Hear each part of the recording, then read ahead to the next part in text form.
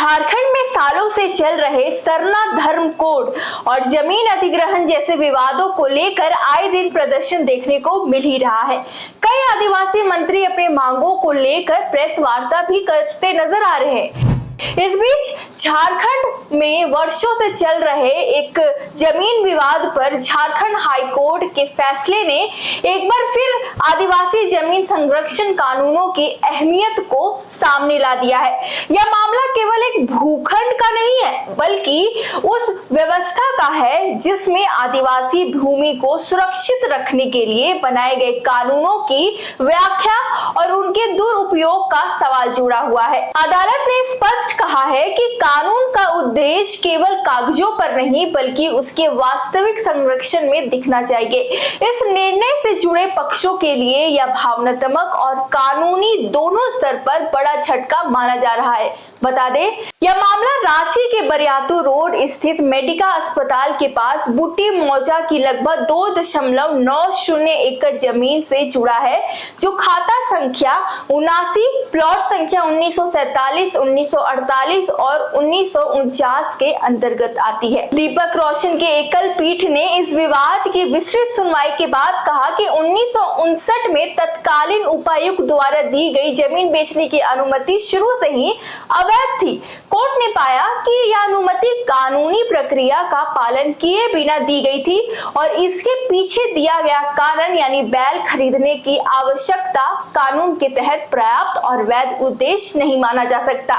इसके साथ ही मुंजाल परिवार का तर्क था कि उन्होंने यह जमीन 1959 में तत्कालीन जिला प्रशासन से पर्याप्त वैध अनुमति के आधार पर खरीदी थी और लंबे समय से उस पर उनका अधिकार और कब्जा रहा था। लेकिन राज्य सरकार और अन्य पक्षकारों ने अदालत में दलील दी कि यह जमीन मूल रूप से आदिवासी रैयत विपदा पाहन की थी और इसका ट्रांसफर छोटा नागपुर काश्तकारी अधिनियम यानी CNT एक्ट का स्पष्ट उल्लंघन है। अदालत ने इस तर्क को स्वीकार करते हुए कहा कि CNT एक्ट का मूल उद्देश्य आदिवासियों की जमीन को गैर आदिवासियों के हाथों में जाने से रोकना है और यदि अगर प्रारंभिक अनुमति ही अवैध है तो उस पर आधारित कोई भी दावा टिक नहीं सकता। चलिए अब आपको बताते हैं कि आखिर CNT एक्ट यानी छोटा नागपुर टेंडेंसी है क्या। तो CNT एक्ट यानी छोटा नागपुर काश्तकारी अधिनियम 1908 झारखंड के जनजातीय समुदाय की जमीन और उनके अधिकारों की रक्षा करने वाला एक ऐतिहासिक कानून है। इसे अंग्रेजों के शासनकाल में भगवान बिरसा मुंडा के नेतृत्व में हुए आंदोलन के जवाब में लागू किया गया था। इस कानून का प्राथमिक उद्देश्य आदिवासियों की जमीन को भूमाफियाओं और गैर आदिवासियों द्वारा अवैध कब्जे से बचाना है।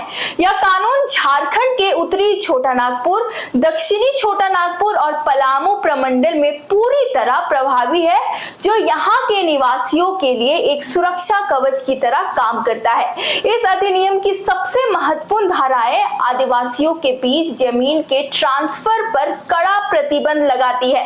नियम कहता है कि कोई भी आदिवासी अपनी जमीन किसी गैर आदिवासी को नहीं बेच सकता।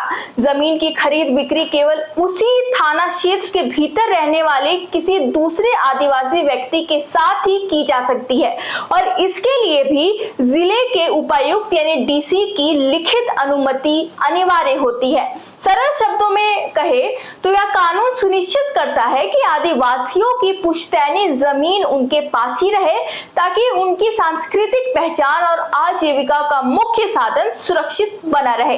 बहरहाल इस मामले में एक महत्वपूर्ण पहलू यह भी रहा कि मई 2021 में तत्कालीन मंत्री चंपई सोरेन इस जमीन ट्रांसफर को रद्द करने और खरीदारों के खिलाफ FIR दर्ज करने का आदेश दिया था।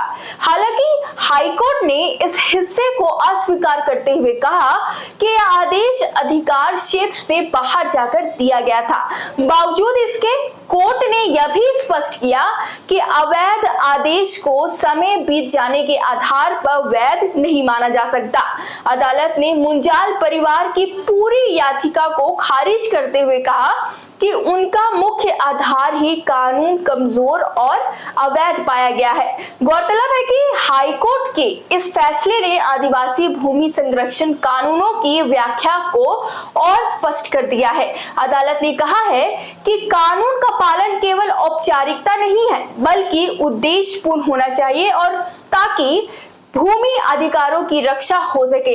यह निर्णय भविष्य में ऐसे अन्य मामलों के लिए भी एक महत्वपूर्ण उदाहरण बन सकता है जहां पुराने प्रशासनिक आदेशों के आधार पर जमीन पर दावा किया जाता है। इस फैसले के बाद अब यह स्पष्ट हो गया है कि आदिवासी जमीन के मामलों में किसी भी प्रकार की ढिलाई या गलत अनुमति को कानूनी मान्यता नहीं मिल सकती। कुल मिलाकर झारखंड हाई कोर्ट का यह फैसला स्पष्ट करता है कि आदिवासी जमीन संरक्षण से जुड़ी कानून, खासकर सीएनडी एक्ट, केवल औपचारिक नियम नहीं है बल्कि सामाजिक न्याय और अधिकारों की सुरक्षा का मजबूत आधार है। लेकिन यहाँ पर ऐसे कई पहलू भी हैं जिसे आपको सावधानी बरतने की जरूरत है, क्योंकि अक्सर ऐसा देखा जाता है कि आदिवासी सीएनडी एक्ट का उल्लंघन कर किसी गैर आदिवासी को बिना वैध दस्तावेजों के बेच देते हैं, फिर उनसे पैसे ऐंठते हैं। ऐसे में अगर आप गैर आदिवासी हैं और आपको कोई मूल आदिवासी जमीन बेचता है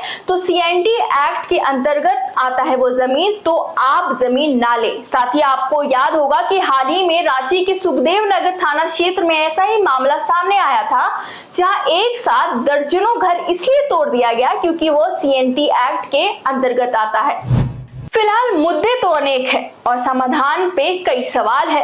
अब देखना होगा कि आने वाले समय में इसको लेकर क्या नया मोड़ आता है। बाकी आज की इस वीडियो आपको कैसी लगी हमें जरूर लिख के बताएं कमेंट बॉक्स पर। तब तक के लिए वीडियो को लाइक करें, चैनल को सब्सक्राइब करें और ऐसी खबरों के लिए देखते रहे द न्यूज़ पोस्ट। बहुत बहुत शुक्रिया।